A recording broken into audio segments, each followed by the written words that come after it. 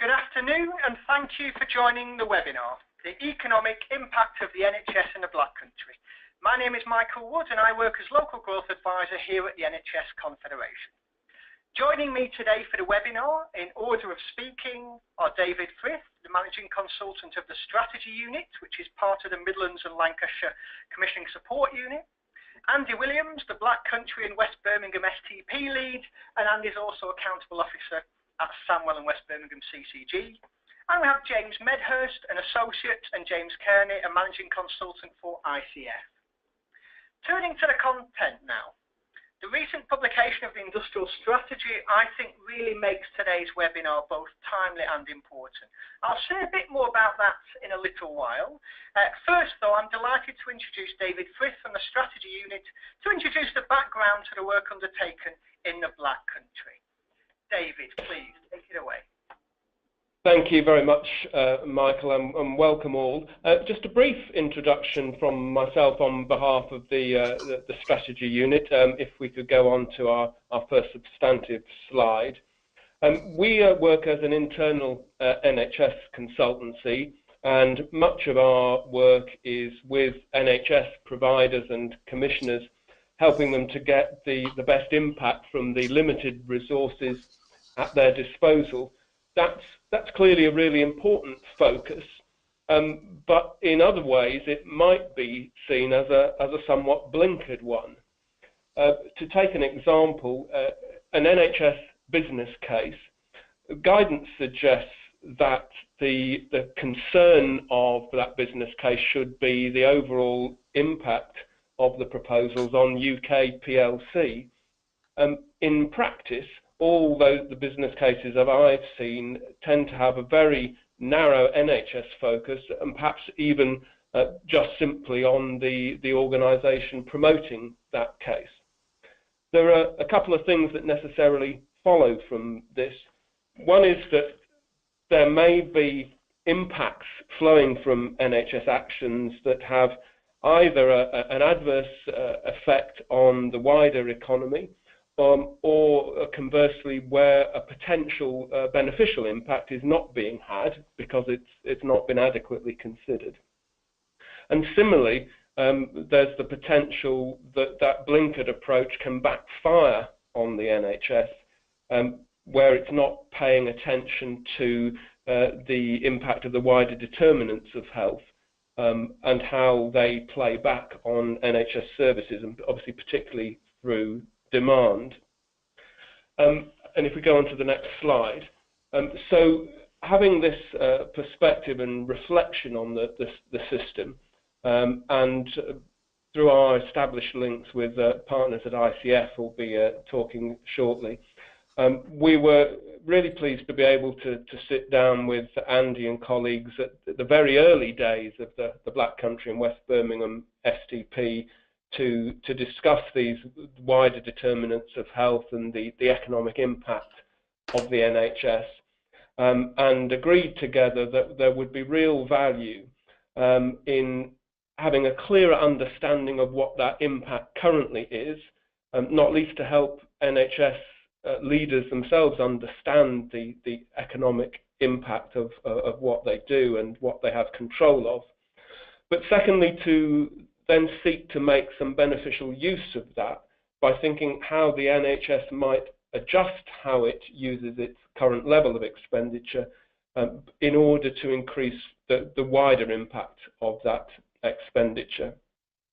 This is novel work and it's still emerging and exploratory, and apart from what's taking place in the Black Country and West Birmingham, the only other example I'm aware of to date, though very happy to hear more from participants, is in the South Yorkshire and Bassetlaw patch, where there seems to be a similar priority.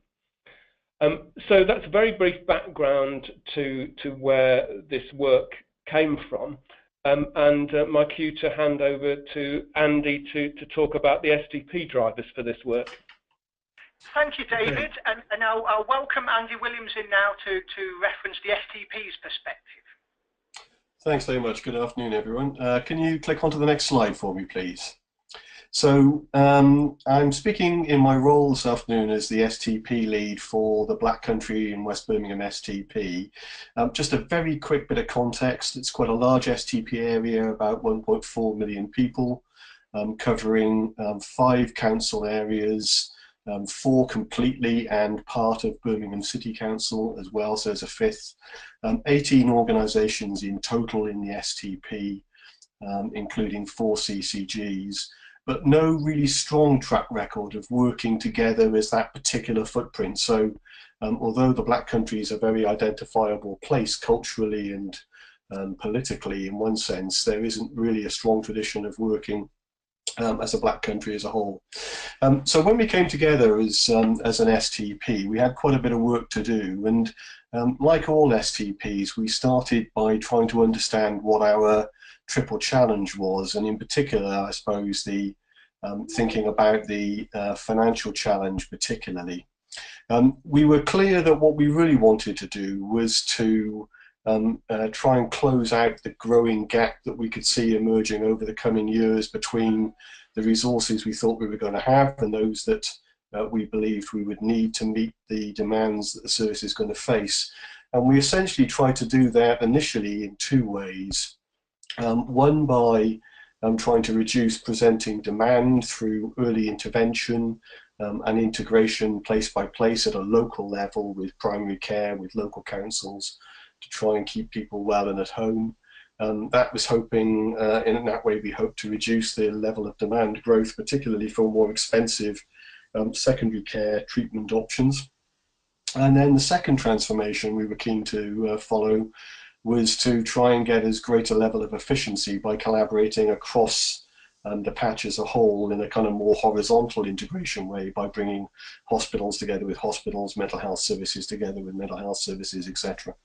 And in doing that, we hoped we would get a greatest level of efficiency as we could, particularly trying to reduce unwarranted variation in the care process and trying to share wherever it was practicable scarce resource, particularly staffing, but generally back office and infrastructure costs, property costs, anything we could really to try and drive efficiency into the system. Once we'd done all of that, it was clear, however, that we still had a very substantial challenge left. And so we started to think about how we might tackle that by getting into the wider determinants. And we were thinking at that stage about how we worked with the emerging West Midlands Combined Authority, which was one of the city region areas looking for a DEVO deal. We had a fairly active Association of Black Country Authorities driving public health and thinking about the local authority role in placemaking. And I think we started to get a growing awareness amongst NHS partners that actually, as well as being providers of care and health, we were actually also economically quite important as employers, as landlords, as procurers of goods and services. So we realized that simply transforming health and care alone wouldn't be enough, and that if we really wanted to close out the demand gap that we were anticipating and really deliver sustainable health and care, we had to get into these wider determinants, started thinking about our role as an employer, our contribution to wider economic influence and development. Could you move on to the next slide, please? Thank you. So we started to just think a bit about how the STP might work. We were, I think, very keen not to simply collapse the STP into a kind of an NHS reorganisation plan. The history of the Black Country particularly is that there have been several Black Country plans that have never seen the light of day, having been written. And they've all caused controversy because the geography of the area doesn't really lend itself to centralisation. Particularly, each of the communities that make up the Black Country is a very strong identity in its own right. Each of the towns, the major towns in the Black Country, has its own very strong identity. And so plans that kind of go for hospital closures or the major restructuring of services, although there have been some examples in the past, they've never really come to much, and we were keen not to simply repeat the mistakes of previous Black Country reviews. We wanted, therefore, something that was genuinely based on collaboration, something that where we really try to get to grips not just with health, but with health and care and building the relationship with local government, particularly since we'd started in a fairly difficult place, I think, with local government because of the antipathy that the STP process initially induced. And we really wanted to try and focus on well-being and not just on health and care. And so all of those things pushed us as well to this agenda around the wider determinants. And the starting point, I think, had to be to understand ourselves as a sector in terms of our impact on the health and care, as health and care sector, on the impact of the wider economy. And the balance of this presentation, and other colleagues will describe what came from that in a bit more detail. Thank you. Can you move on to the next slide, please? So this logic diagram really just sets out, as these diagrams do, the kind of thinking behind what we were trying to do. We were keen to get impacts around better health, better care, and sustainable services, and in a nutshell, really, that's the kind of the purpose of the STP. In doing that, we recognised that if we were mindful about the way we worked, we might reasonably expect to increase our gross value added to the overall economy, and also think about how we delivered with partners on the overall principles of the DEVO bid. I mean, in a nutshell, every DEVO bid essentially is based on trying to close the gap between the amount spent in an area and the amount of taxes raised to kind of reduce the pressure on the exchequer. So we were keen to punch our weight as part of that overall plan, looking for the outcomes that would support that around demand and productivity that I've already mentioned. And then, as you can see, potential activities. I'll just take a little bit of time to unpack some of these because there's some quite interesting stuff here. So the West Midlands Combined Authority Plan featured right from the beginning a very strong focus on mental health. And mental health as opposed to mental illness, recognising that mental ill health and mental illness was one of the principal reasons for dependency, isolation, and economic inactivity. Around 60% of work absenteeism has got its origins in some form of mental ill health, if defined broadly, including things like stress and anxiety, bereavement.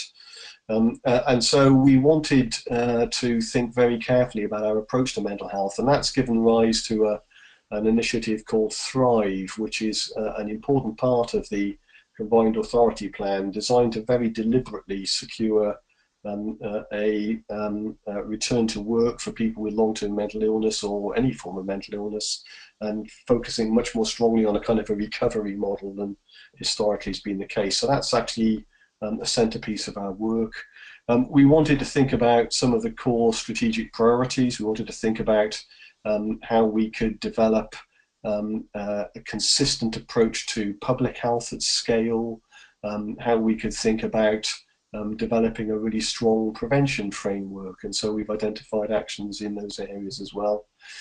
We wanted to think about how we could start to bring physical and mental health care provision more closely together, and we're very conscious of the very wide difference in life expectancy and life choices between people who are mentally ill and those of us that aren't.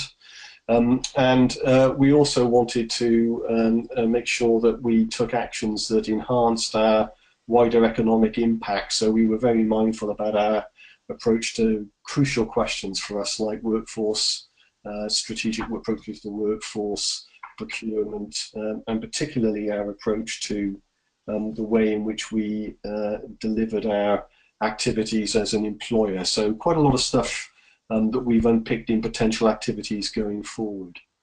Thank you. I think the next slide might move on. Yeah, so that's the kind of context from the STP point of view, and colleagues now will be able to describe a little bit more about what we actually found when the work was undertaken. Thank you. Thank you, Andy. That's a fantastic overview, and I'm sure we'll come back to some of those issues later. Well, as Andy's just said, we're going to ask James from ICF to come in now and just unpack a bit about some of the detail of that local work. Please, James, over to you. Okay, Michael, thank you very much. Let me introduce myself. My name is James Medhurst. I work for ICF Consulting. and was responsible and for directing the project under a steering group, including David and Andy, to examine the economic impact of the spending by the health service.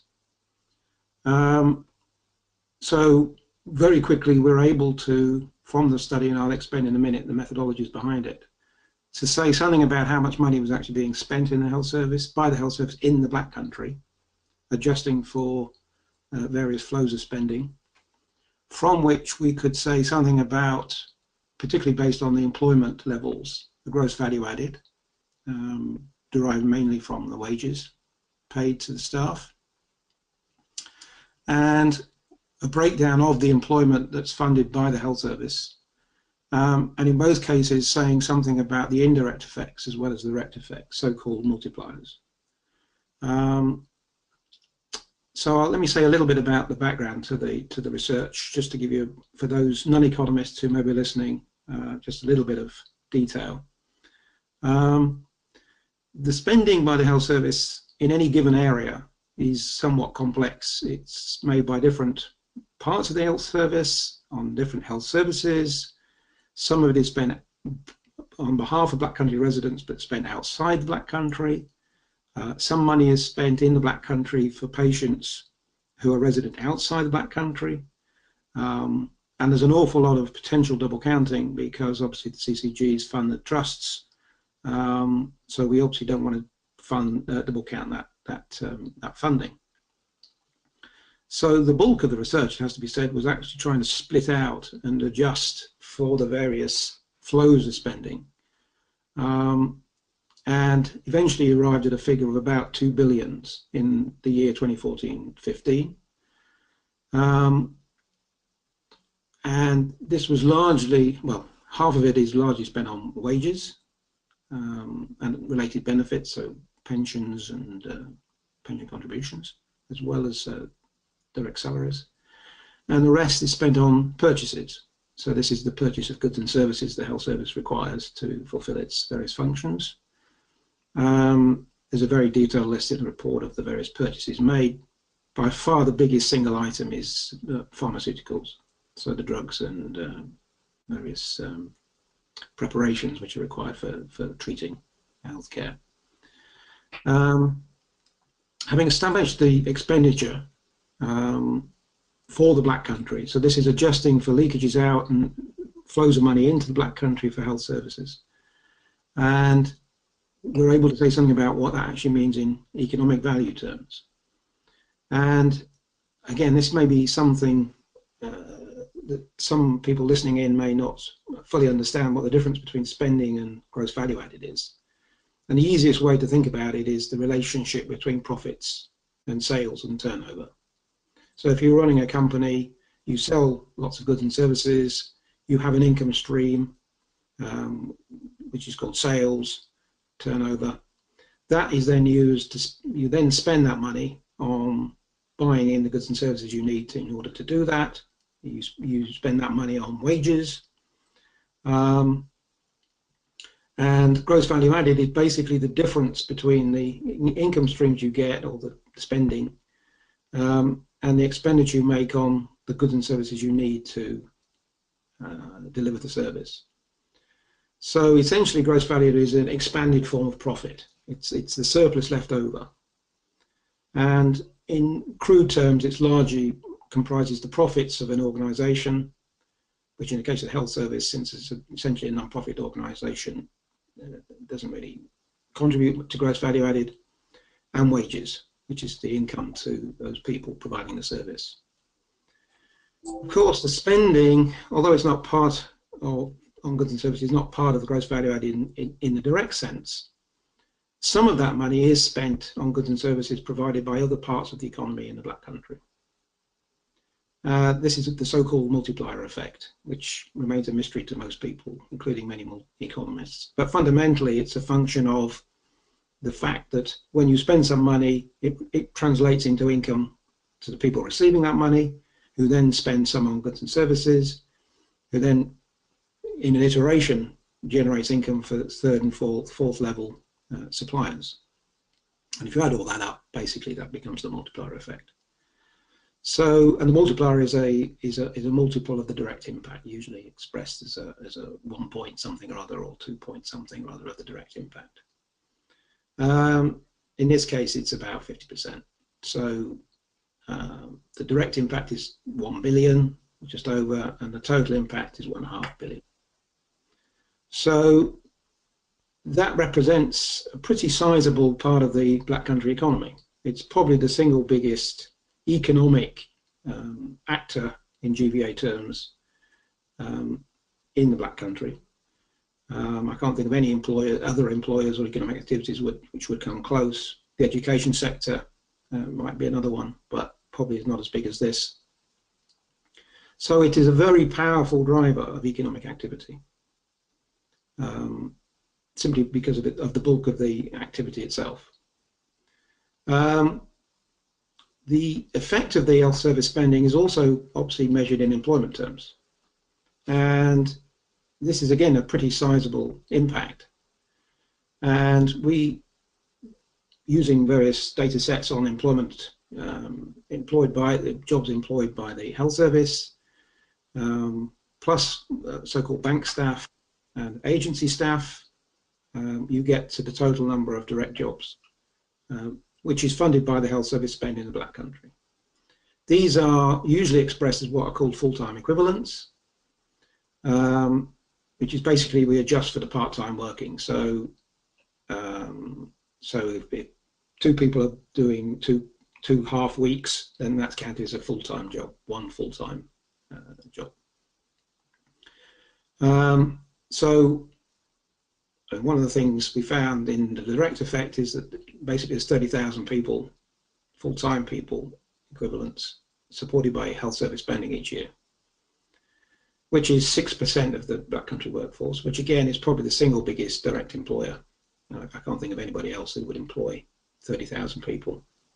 Long gone are the days of steel factories and steel mills that would have employed perhaps similar numbers. You can see that the bank staff and the agency staff, which is quite often in the press, actually is a relatively modest amount, at least in the Black Country, of the total employment, less than 10%. So again, you can work out the employment multipliers as well as the GVA multipliers in a very similar way. Those jobs directly employed by the health service are complemented by jobs supported by some of the purchasing made by the health service in the supply of goods and services. And of course, there's an income effect from simply spending those wages, the direct wages spent in the Black Country supports jobs. So obviously if health service staff use restaurants, they contribute to employment in restaurants. So again, you can add all that up and you get to a total impact of over 40,000 jobs. Which is about 8% of the Black Country workforce. So a very substantial economic impact, both in GVA terms and in employment terms. Obviously, this is a function of spending. If you spend more, you get bigger impacts. If you spend less, so to some degree, it's a function of the spending. There's no sort of miracle effect of health service activities per se generating these economic benefits. It's a function of that spending. One other point, perhaps, before we move on, is that we were looking at contributions of the different members of the working population to the delivery of these jobs. One of the byproducts of this analysis was looking at those people in the workforce that are responsible for informal care, because they complement these health services, but they don't get paid, so they don't appear in the economic numbers. And this is one of the criticisms of GDP and GVA calculations, that if you're not paid for something, you don't appear in the numbers. But if what we found, and this is based on census statistics, is that there's something like across the Black Country, there's something like 4 million hours per week. A huge number, in my opinion. Just intuitively looks just a very large level of activity. And if you convert it using the wage figures in the report, you get to this level of service is something equivalent to something like 100,000 full-time employees. So it's 3 times the direct workforce. So when people complain that they're spending an awful lot of time complementing the health service through their informal activities with care and providing support to infirm people and people suffering from accidents and so on, it accounts actually for a lot more time, not necessarily economic activity, but a lot more time than the direct health service. It's just an interesting, we might come back to that. And we have used, in looking at some of the benefits, about how some of that informal care might be reduced and therefore releasing working age populations into the labour force. Because obviously there's an opportunity cost attached to the rest of the economy of people providing informal care. They obviously can't be in 2 places at once. If they're providing informal care, very difficult for them to hold down full-time jobs and contribute as fully as they might do to the workforce. Okay, so I'll hand over to James Kearney, who's going to say something about the follow-on work that we did, having done the economic impact assessment. We're basically using the framework that we developed. We were trying to understand how one might increase the economic impact from tweaks in the way in which the health service delivered services to the working age population. If I can hand over. Hi everyone, thank you for joining. My name's James Kearney. I worked with James on this project in the Black Country. So just to give a brief introduction to this piece of the research.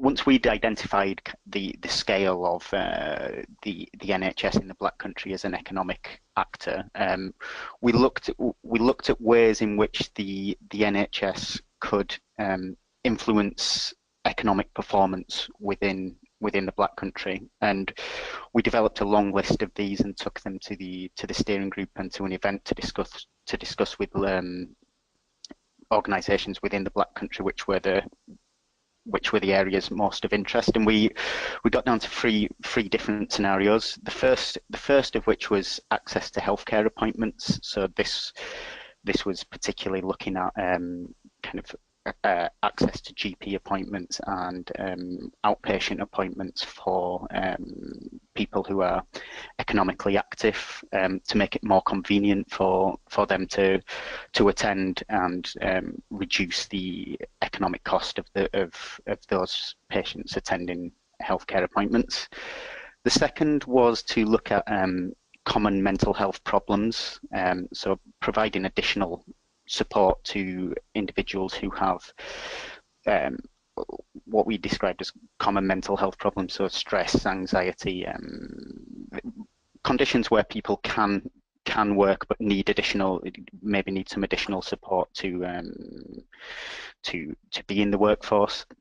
And the final scenario was to look at this, as James just described, the large number of informal carers within the Black Country, and to look at ways in which some support could be offered to them to either remain in the job that they currently have for employed informal carers, or for informal carers who are currently out of work but who wanted to return to employment but felt they couldn't because of their caring commitments, to provide some support to them so that they could return to the labour force. And all of these scenarios we examined. The costs and benefits are looked at based on some modelling assumptions which we formed from an examination of existing literature and different data sources, kind of bringing together different data sources to try and form a picture of what the costs and benefits were. We also carried out sensitivity analysis where we kind of varied some of the key assumptions that we'd made to see what effect this had on the scale of the costs and the scale of the benefits, and this showed that there was potentially even higher returns than we calculated in the central estimate, which we'll come on to in the next slides. However, it's important to note that all of this analysis is based on assumptions and kind of marginal changes in economic activity, and therefore doubling the amount of support or doubling the amount of intervention won't necessarily lead to a doubling of the economic impact. So if we could go on to the next slide. So the first scenario was to improve access to appointments. So we looked at two different ways in which this could be done. The first was to provide primary care consultations, or more primary care consultations, over the telephone or over video consultations. And the second was to use primary care facilities and staff for some hospital outpatient appointments. And looking at the costs of these to the economy, we looked at the amount of time people spend travelling to different healthcare appointments, the amount of time they spent waiting for appointments in different areas, the duration of appointments, and also some employed people providing kind of attending appointments that weren't necessarily for them. They were carers for other friends or relatives, and that also kind of contributed to an economic cost to the area. So the model assumed that there was some cost to the NHS in terms of providing training to staff and a little bit of potentially capital expenditure to purchase new telecommunications equipment, but this was a relatively small amount of expenditure. Especially when compared to the potential impact of people spending less time travelling to appointments, less time waiting for appointments, less time actually in appointments, as consultations over the telephone and video are assumed to be shorter than standard appointments. So all this time saved where people could potentially be at work, kind of doing their day job instead of being at the healthcare appointment, it summed up to kind of a potential saving of over £10 million. So it just shows the potential scale that the NHS could have as a kind of by providing additional support to the local economy. The next intervention was providing support for people with common mental health problems. So this support allowed individuals who were in work to remain in work instead of potentially falling out of the labour market because of their health conditions. It helped people who are out of work due to their mental health condition to receive support and potentially re-enter the labour market and obtain employment. And for those who are currently in employment, it would help to support them to reduce the amount of absence that they take from work due to their mental health condition. And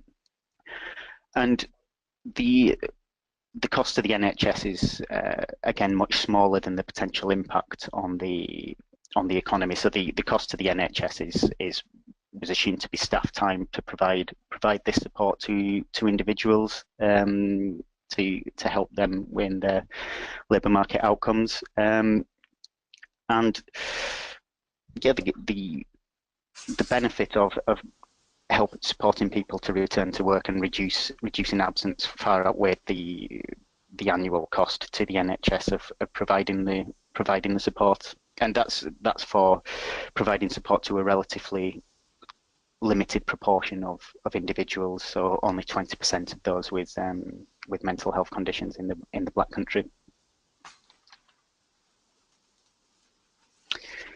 And the final scenario we looked at was the cost to the NHS and other partner organisations. So, for example, kind of charities or local authorities to provide additional support to people to to develop care plans and provide kind of signposting to support, so that individuals who are in work could plan the amount of informal care that they gave in a better way, so that they could remain in employment, and again reduce the amount of absence they had to take to deal with their informal care needs while they are in employment. And also for informal carers who wanted to return to work but felt they couldn't because of their caring commitments, to plan their caring commitments so that it would allow them to re-enter the labour market. And providing support again for a relatively small proportion of informal carers cost relatively little compared to the additional impact, which is estimated to be over £8 million on the economy, through allowing people to return to work and allowing people to remain in work who would otherwise have fallen out of the labour market. So it just shows for relatively limited expenditure there are potentially large impacts that the NHS could support for the Black Country economy. Thank you, James, and that's just 3 areas as chosen and highlighted, but fascinating figures and numbers, I think, both for the NHS and speaking on behalf of the NHS. We're going to bring Andy back now. Andy, you're going to talk about quite how the STP looks to build on this work. Yes, thank you. So I think this has been a concept which is interesting to reflect on, really, because when I talk to counsellors and to lay audience, to the public, indeed when I talk to a wider group of partners, they all immediately grasp the importance of this area and understand intuitively, what it means and why it's relevant. When we've talked about it within the STP, it's been much harder, truthfully, to take that understanding and develop some specific kind of propositions that we can take forward.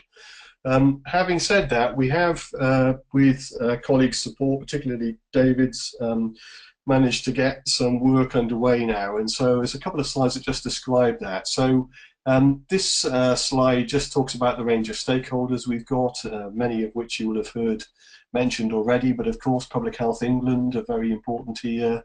The combined authority is an important opportunity for us, and we've got a wider consortium and a clinical leadership group across the Black Country, which is also important as well, to try and secure a kind of clinical input. We wanted to try and structure the approach, and I was very keen as the lead to try and broaden the input into the STP so that we had, as I described here, well-being deals between health and other sectors. And we wanted to try and show that we could do something that was, we wanted a mix of things, some which we could deliver fairly quickly to give people confidence and gain some impetus, and others of necessity are kind of longer term. So we've started thinking about a priority focus on 3 areas, really. Targeted prevention, particularly trying to understand how we can particularly max out those things where we've got a really good evidence base. So we're thinking about things like atrial fibrillation and hypertension. I'm very keen to do some work on children and young people, partly because the overall STP plan is a bit light, actually, in terms of its children and young people's elements. That's a kind of an artifact, really, of the way in which we were set the task initially, which meant that children's services didn't really perhaps get as much attention as they should. But also because we're very conscious, I think, of the considerable opportunities for dramatic prevention and change that could take place if we could really get to grips with issues like the fairly high infant mortality rate that we have, issues around domestic violence and adverse childhood experience. These are kind of massive strategic transformations if we can really collaborate at scale and pace to change people's experience. So quite an exciting area, and particularly keen, I think, to do work with education in this space. They're not as formally engaged in the STP process as we would ideally like. So I think reaching out to the education sector generally is quite important.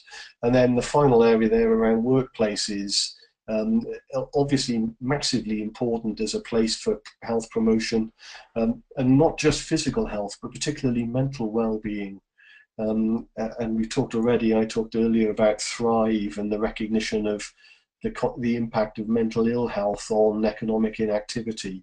And we're very conscious that if we can come up with workplace offers that we apply across health and care, but also encourage our partners to apply more widely, we might make a real difference actually to some of these big preventable issues. So workplace is a very important opportunity for us as well. So just picking a little bit of those, targeted prevention at scale. I think I've picked up a few of these, but this slide very helpfully puts some numbers on that. You can see there are very big numbers here. So, you know, we're talking about potentially for millions of pounds of savings, significant impact in preventable death, smoking in pregnancy, similarly huge impact. And something that we've historically found it quite difficult to broach with particularly young women, but of all ages actually, but particularly perhaps young women. So you can see the kind of game-changing scale that that might have. And I think if we move on to the next slide, the schools wellbeing deal similarly, big opportunities really to think about issues like obesity, to think about the mental and physical health of children, particularly issues around things like health literacy and mental ill health. That's become the standout feature really, and very keen to think about how we can start to improve the offerings and experience of children and adolescents with mental health issues, as well as some of the other areas mentioned on that slide. And I think there's another one as well. Yeah, so the workplace wellbeing deal, this is really about thinking about the health and care sector as an employer, which is massive really, particularly when you broaden it out to all the associated organisations and industries that work directly or indirectly in the health and care sector. So massive opportunities. We've already heard about some issues around standard NHS appointments, accessibility, and what might flow from that. Working practices in the STP partner organisations. We're collectively a huge employer, as you've heard, and thinking very much about how we contribute to social value as well through the way in which we approach workforce and particularly the employment of local people. A lot of interesting work going on with apprenticeships, which we're keen to kind of scale, and some really significant opportunities, I think, to both recruit and procure for social value as major organisations operating in the area. So in terms of next steps, I think we're trying to, as much as we can, to work these things up into specific actionable propositions that we can do something with and measure and monitor. Very keen to promote as broader stakeholder engagement as we can.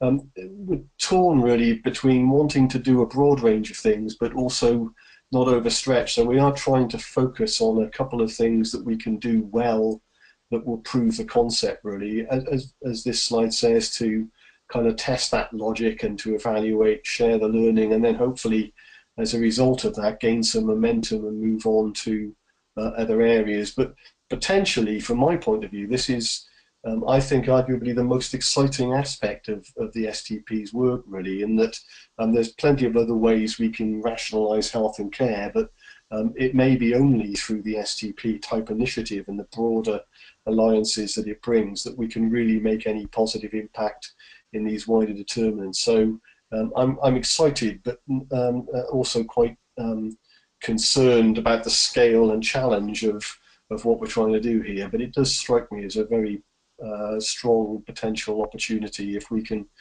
simply find a way of acting together to take it. Thank you, Andy.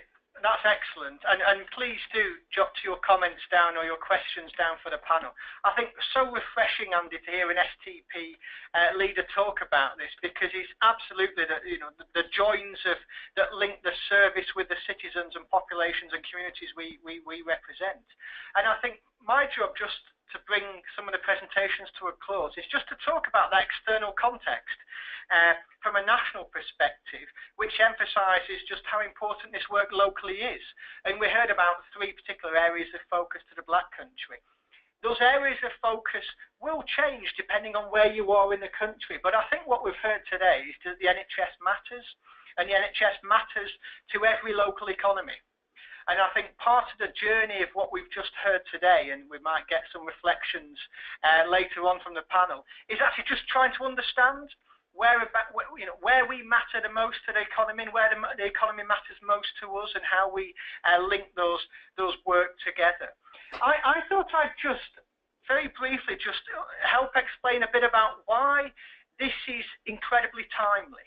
Now, 2010 wasn't that long ago now, but the government undertook a different direction. Instead of a one-size-fits-all economy, the government decided that actually they're going to shift powers, economic powers in particular, away from the centre, away from Whitehall, to local communities and local citizens and local businesses. Local enterprise partnerships were developed. There's now 38 local enterprise partnerships across England, all with different economic geographies. We started having city deals, local growth deals between the Treasury and those local leaders. And there was a greater understanding that actually the place is now the unit of change locally.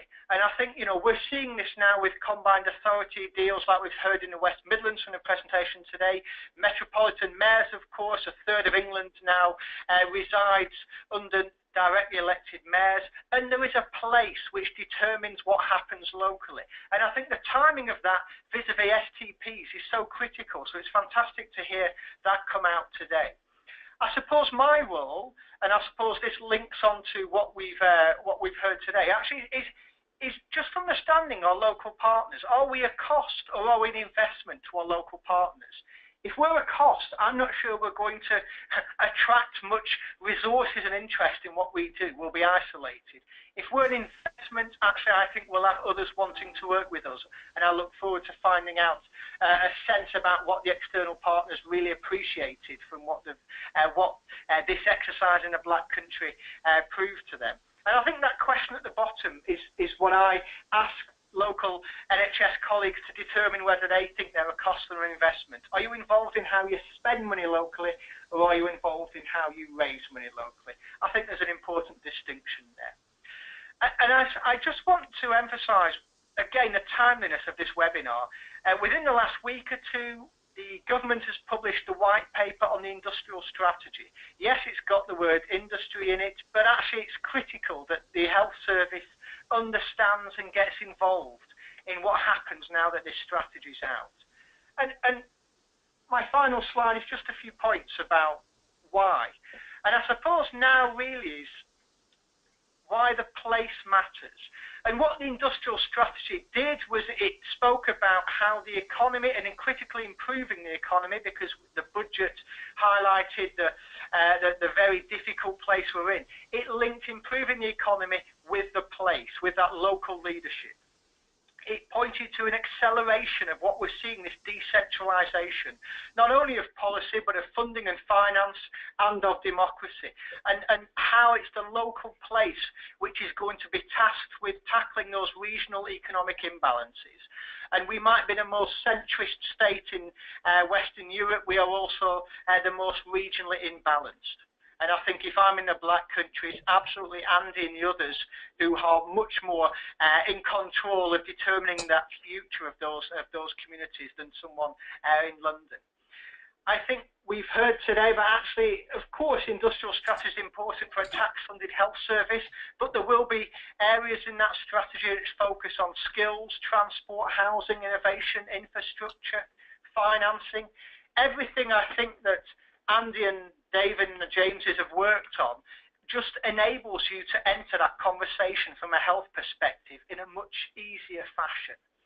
And the link there on this slide is to the briefing I published on industrial strategy. Please have a look. I think the last point I would say about industrial strategies, there will be local industrial strategies developed in the coming few years, led by either your Metro Mayor or your local enterprise partnership. I think now is the time for STPs in particular to try and get involved in the future of your place and how that place works. And I think what we've heard today is absolutely an example of how in the Black Country they are getting involved. Now, there are the contact details for all the speakers we've heard today, and a huge thanks for their time. And now is the time for any questions, please, please which contribute. I suppose my first question, and Andy, I just want to come to you, Andy. You mentioned the external partners you worked with. I'm just wondering what element of surprise and learning about yourself came out of this exercise, and how your external partners responded to what you were doing. So a couple of things I think stand out for me. The first was that I suppose the first and most obvious thing is that we've never done this before, and you think, well, what a schoolboy error, really. How can we have failed to understand the significance that we play as an industry sector, and have not really taken the time and trouble to quantify and work that out, and to think deliberately about how we might manage that. So that was a kind of an initial conclusion. It's good that we've done it, although it does now raise the issue, of course, of sort of, so what can we do positively to contribute to that. A couple of other things really stood out for me, though. I think one was some of the potential numbers around just changing access to things like appointments. It just seems like a relatively mundane thing to do, and yet it potentially has a massive impact on productivity. You can't help, I think, but be struck by just how significant mental health and well-being is as an issue. Either that comes out massively, and just what an underestimated area of illness and well-being, mental health and mental well-being is, really. And again, I think we've had this as a Cinderella for most of my 30-odd year career, and yet now it's obvious that there's no health without mental health, really. And the impact of that on people's lives and on the economy and on families and everything else is absolutely huge. And then just a final thought that really struck me, I think we were all a bit taken aback when we looked into the detail of the work, and it quantified the impact of the informal care sector. For all that the statutory sector in health and care is enormous economically.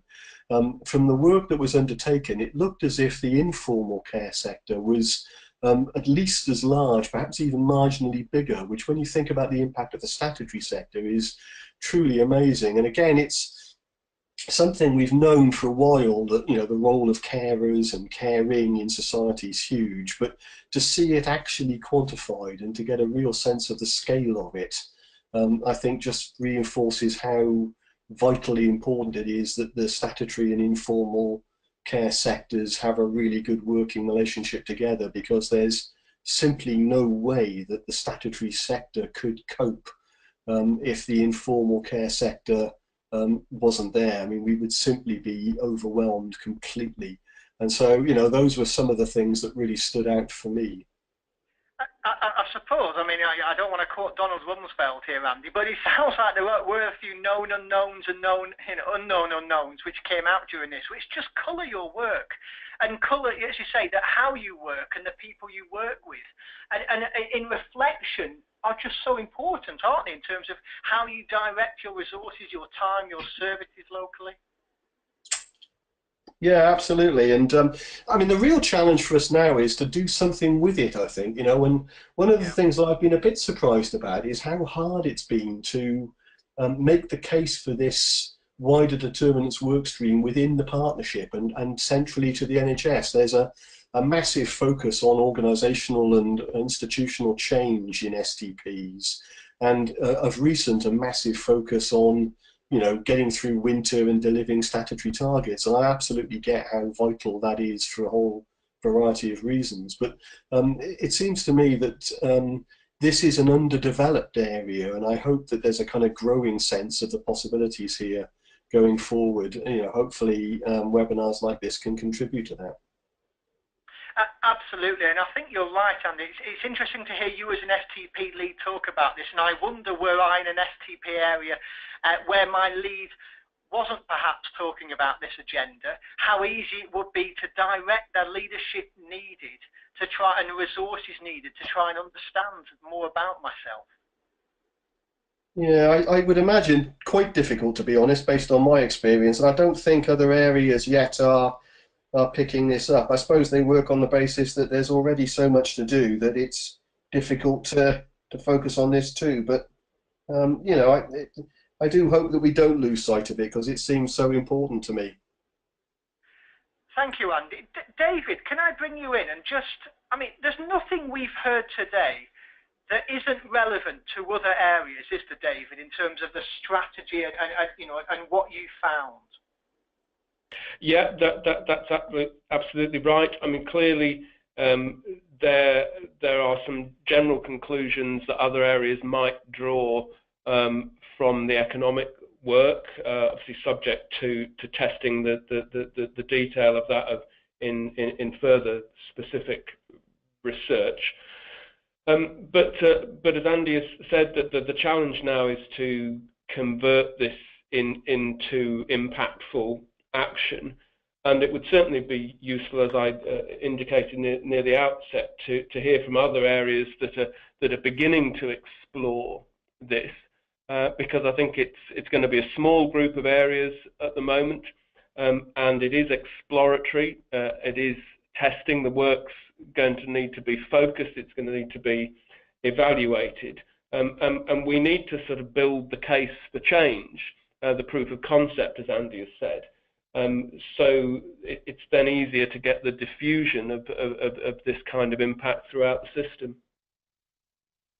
And certainly the point that's been made in the questions and the comments throughout the webinar, David, on that point has been actually how interesting and insightful the commentary around the actionable propositions is. And I suppose you're right that there are inherent challenges here. I mean,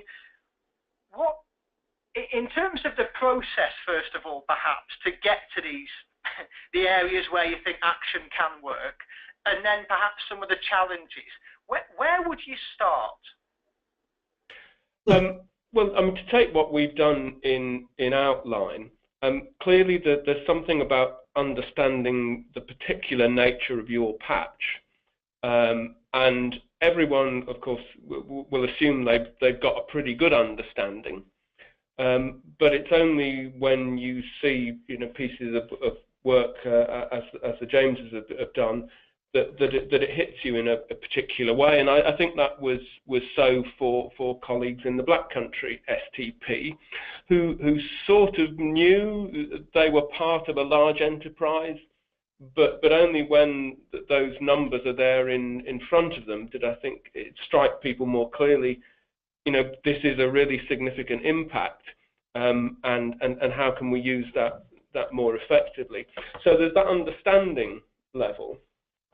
Then, of course, there's the question of understanding what might the appropriate interventions be in response to that. And in terms of the work the Black Country is looking at, some of it will be well tested and will be a good evidence base around particularly around the standard targeted prevention activities.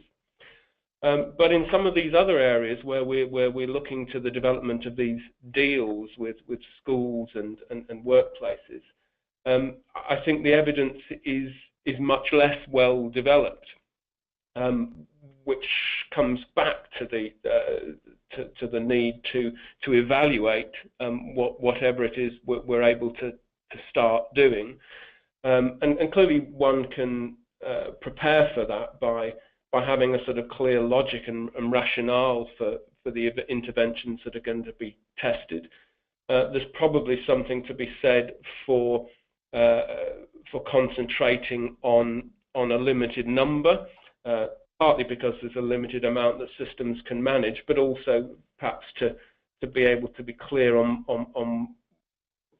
what impact might be credited to particular interventions. Harder to determine, obviously, if there's a whole lot of things you're throwing at something. But then the learning needs to be recorded and shared, so other areas can pick up on it and build on it. Thank you, David. I'm going to bring the Jameses in just a moment to get the economist perspective. Andy, I just wanted to touch back, and you mentioned about some of the messaging around mental health in particular, how important it was for the economy, which perhaps isn't what we in the service think about. I suppose many of the key messages from what you've worked, they're not for an NHS audience. They're making ourselves relevant to the outside world. And on the flip side of that, you're opening yourself up to additional funding and resources for areas like mental health, aren't you? Yes, well, exactly, really. And if you look at the wider sense of this, things like dependency, addiction, stress, work-related absenteeism, even if you look at the kind of impact on familial life and on an adverse childhood experience, the kind of social and economic burden of mental ill health in the broader sense is massive. It's arguably bigger than the burden of physical ill health. And so I think increasingly partners in particular are conscious of this. The West Midlands Combined Authority honed in on this almost immediately, but through the lens of an economic impact rather than a kind of health, a traditional health impact. So I think we really are only just beginning to understand how absolutely vital it is that we target mental well-being in the broader sense, which would include things like combating loneliness and social isolation, tackling things like social inclusion, coherence in society as well. So I think tackling all of those issues feels to me to be really important, and it's definitely an agenda in that broader sense that we share very strongly with other colleagues. In fact, you might argue that some of the colleagues are slightly more tuned into it than we are, actually, ironically. And so but it's a very productive area for partnership working going forward. Thanks, Andy. Now, the two Jameses, it'd be fantastic to hear from your perspective, just how, I suppose, how easy it was as an economist to explore and get involved in this piece of work, and perhaps what surprised you both from your perspectives about what you found? Well, shall I go first quickly? I mean, I have to say the other James did most of the donkey work, but I think from an economist's point of view, it's a relatively straightforward. I mean, there's a big organisation, spends some money, it employs lots of people, buys lots of goods and services, and thereby generates an economic impact. So the basic economic framework is very straightforward. It's the same framework you would apply to any other economic actor. And I think what's novel is actually thinking of the NHS as an economic actor. And I think that's what people have been saying in the webinar, that for the first time the NHS has got to be seen as an economic actor, as well as anything else that it's actually delivering. It's as I say, it's got to be the single biggest employer in any local economy. I can't, there may be the odd exception, but I can't think of in this day and age where, huge single employers, like in the old days used to dominate the local economies, doesn't exist anymore. So it's got to be one of the biggest economic players in any economic plan. And I would just, before I hand over to James and his comments, I think the other comment is about scale. I mean, if the NHS is large, harnessing it is going to be a struggle. I mean, just getting to grips with what it is and what it can do, and the breadth of services and the breadth of people that are affected. And the notion that this is part of the industrial strategy, I think, is absolutely spot on. That the health service, and as an economic player, together with everybody else attached to the health service, so the biotech industries, the social care sector, I mean, the nexus around health services as an economic system is massive. And if you add in, you know, future biotech and genetic engineering and all that sort of stuff, I mean, it's enormous. And the way it influences the workforce and the features of the workforce and the engagement of the workforce and the productivity of the workforce, it is just enormous. But coming with that scale is also the challenge, because to be perfectly honest, and I do a lot of work on local economic development, the notion that LEPs are going to be capable of understanding and, more importantly, implementing and supporting the NHS STPs must be a concern. I mean, the Black Country, one feature of this study is that it takes that regional, sub-regional focus. This was said at the outset, you know, 1.5 million people in the Black Country. Well, I think that's pretty large for most LEPs. Now, outside the big mayors, as you were saying, I think whilst the economic development community might be much more attuned to these opportunities, actually helping deliver the STPs and being a partner in the STPs whilst there are political challenges in the Black Country, is going to be much bigger outside the metropolitan areas, I suspect. So there's something to be done in terms of the wider engagement of the economic development community and pushing for aggregations of LEPs around perhaps the STP. So the STP could actually shape, at least in part, the way in which LEPs coordinated and incorporated. Because otherwise, I suspect that the economic players that are featured in the Black Country won't be around in some of the other areas. So that's just something to bear in mind, I think. So let me pass over to James. He'll have views about how difficult it was. Yes, thanks. I was going to say, James did refer to it as kind of being a standard or relatively straightforward economic exercise. I can assure you it wasn't. I think the biggest challenge is actually identifying the flows of funding within the NHS. It's kind of at a national level, the NHS spending is a headline figure, and that's relatively straightforward. But then when it kind of filters through different organisations and into different regions and different people spending different money, and different organisations within the NHS funding other organisations within the NHS, it becomes a kind of a very complicated thing to identify what's actually what the total spend is in each region.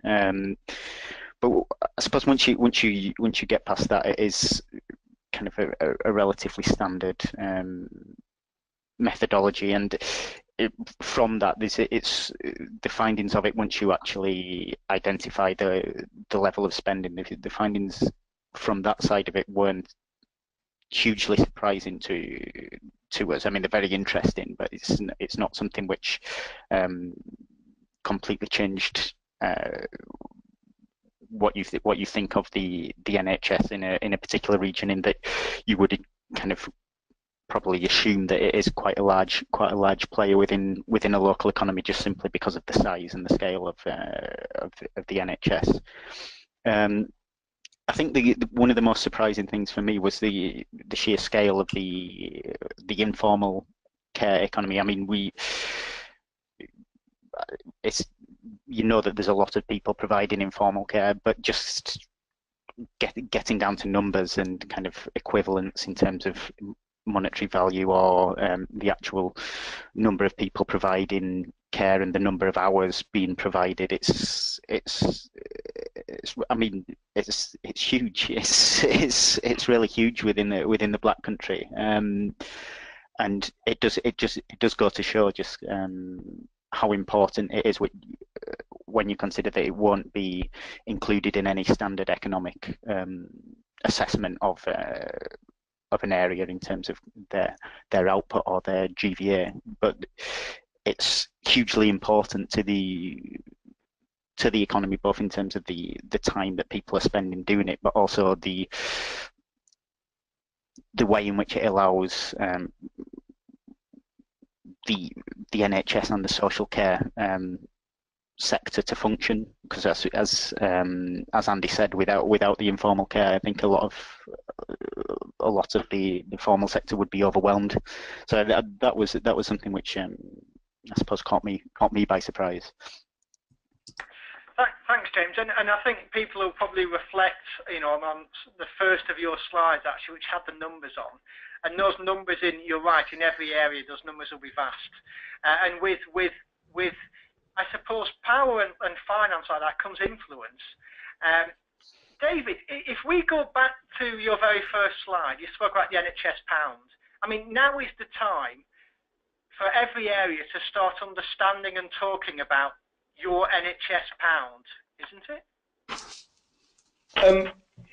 It is, and to start to develop much more of a sense of how the impact of that can be maximised.